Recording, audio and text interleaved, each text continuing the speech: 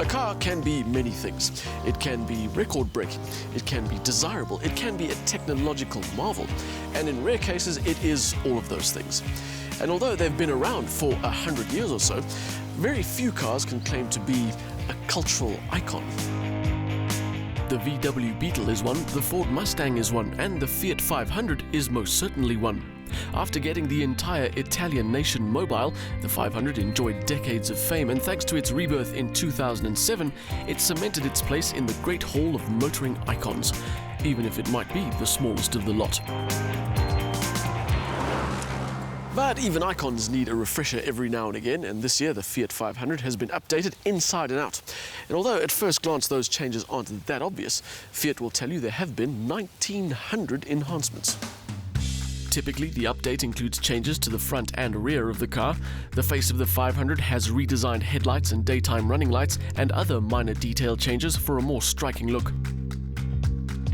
At the back, the taillight clusters are an interesting hollowed-out design, which I'm not sure I quite get, but they are different if nothing else.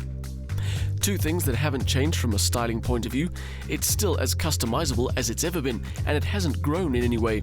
It's exactly the same size as before. But the interior has had a comprehensive redesign.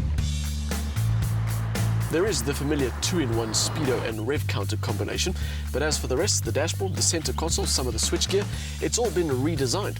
The setup now includes a 5-inch touchscreen that brings the interior of the 500 bang up to date, without taking away any of its personality. What you get is a generally comfortable setup with a good smattering of toys.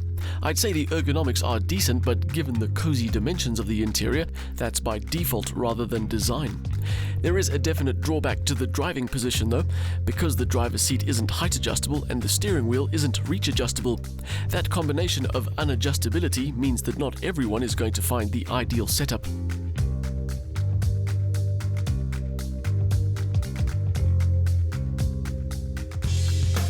Space in the back and load space are about on par for a car with such a compact setup. Rear passengers will have a difficult time getting in and out in anything resembling an elegant manner, and the boot space is good for a few small bags at most.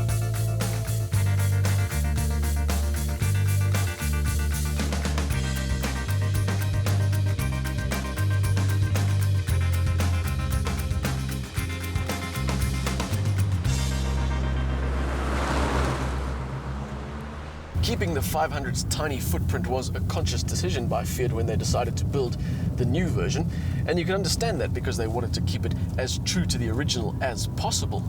And believe it or not, they did the same with the engine technology. The 500 of the 50s and 60s was powered by a 2-cylinder motor, and yes, that's what powers this modern 500. The 2-cylinder 900cc TwinAir motor is a turbocharged unit that puts out 63 kilowatts in this middle-spec Popstar model.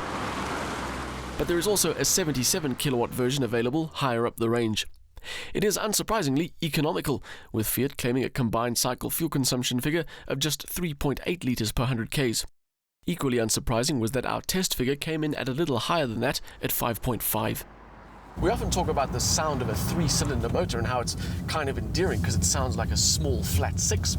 A 2-cylinder motor, not so much. The best way to describe it is that it sounds like it's working all the time, and at the same time it sounds like there's a hole in the exhaust. So what it delivers in efficiency, it deletes in refinement.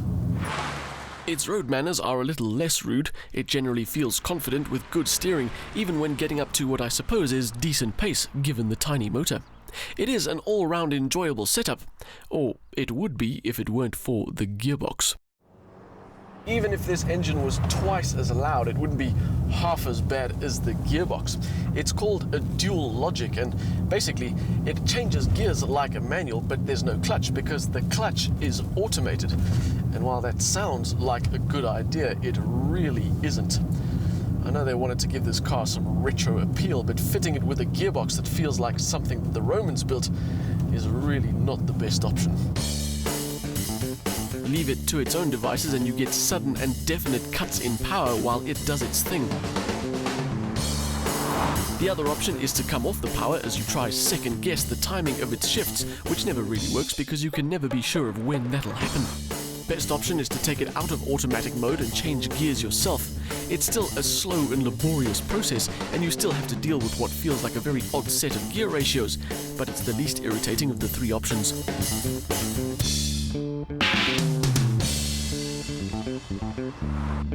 Or you could just order your 500 with a manual gearbox and avoid the misery altogether. It may be based on an aging icon, but the Fiat 500 has a lot going for it.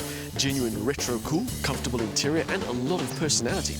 But it also has a really horrible engineering choice, and a manual gearbox would go a long way to restoring some faith in what is otherwise a very good package.